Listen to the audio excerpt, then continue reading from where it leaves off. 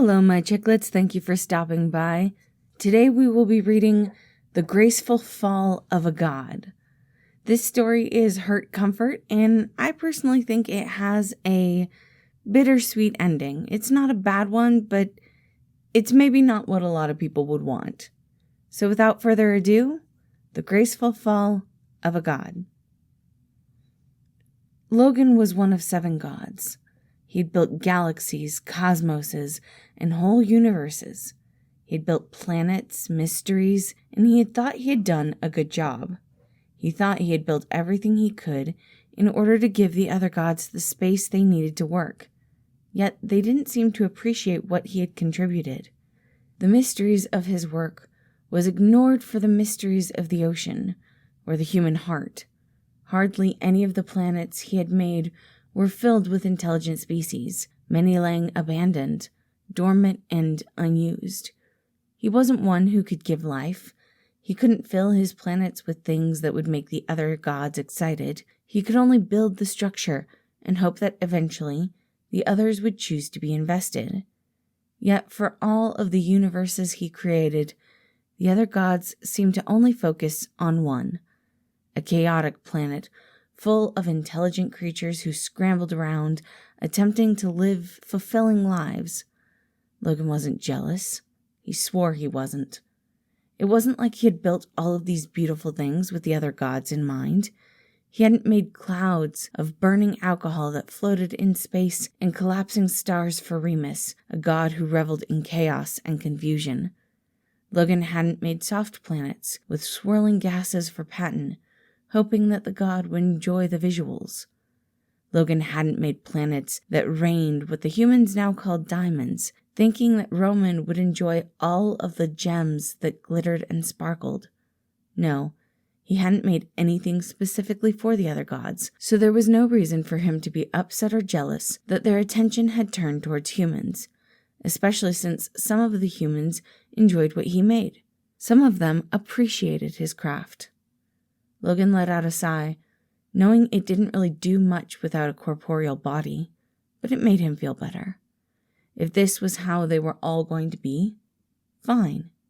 If they wanted to spend more of their time and energy on the mortals that Patton had created, it was fine. Logan had done his job. He wasn't needed anymore anyway. "Elle, you can't do this." One voice. One single voice that was reaching out to him. All the gods were connected. They had to be able to feel it, and yet only one reached out. That was proof enough that he was doing the right thing. "It may be the wrong decision, but fuck it, Virgil, it's mine." He had spent thousands of years trying to catch their attention, attempting to get the other gods to see him. But if they didn't want to see him, that was fine. "Elle, no!" Logan cut the connection before he could hear what Virgil had been saying.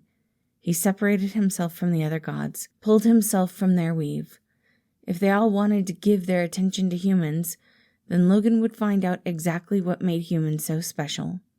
Maybe if he understood why they cared so much, he wouldn't feel as if he was being neglected. Logan stripped himself of his powers, stripped himself of his divinity. He would be born human. Logan pulled at the last thread, and he felt himself free-falling. He felt himself dying. Death was different for a god, and he hadn't even been completely sure he could do this, but there was a self-satisfied smirk on his face as he closed his eyes and disappeared into the world. Maybe they would finally notice him now that he was gone. Maybe now they would care. Then again, maybe not. But Logan probably wouldn't remember enough to care himself. Logan woke up from where he was taking a nap in the field. He wasn't normally someone who slept outside, but tonight there was a meteor storm, and he wanted to be in the perfect place to see it. He had set up a bit of a sight first thing in the morning, and he took himself a small nap to make sure he would be awake enough to see the meteors. He'd always been a fan of space and the beauty that it held.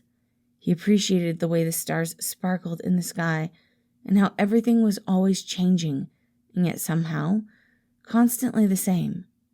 There was such a simple beauty to it, and it felt like home. At one point he had thought about becoming an astronaut, but his body really wasn't built for escaping the Earth's atmosphere.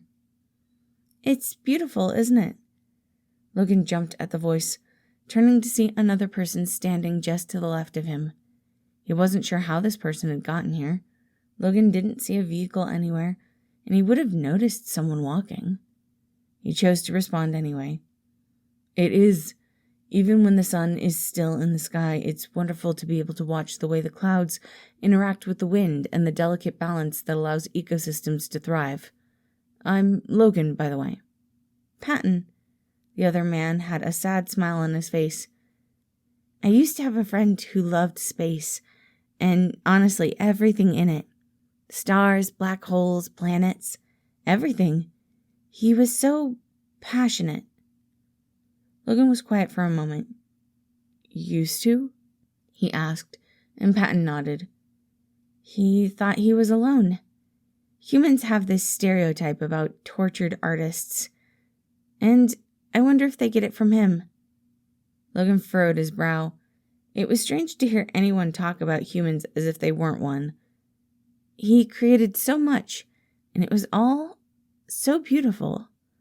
But he didn't find satisfaction in just creating. He created for others, and wanted others to appreciate what he had made. Patton was quiet for a moment, and Logan felt like he had heard this story before. It struck a chord deep in his soul, but he couldn't find the context. We didn't realize how much he was suffering until he was gone. Silence fell between them again, and Logan felt like he needed to say something. Anything, really. "I'm sorry for your loss." Patton turned to him, and though his smile was still sad, it was wide. "I really appreciate that. But really, we should have noticed. It's on us." Patton turned to walk away, though Logan still didn't understand to where.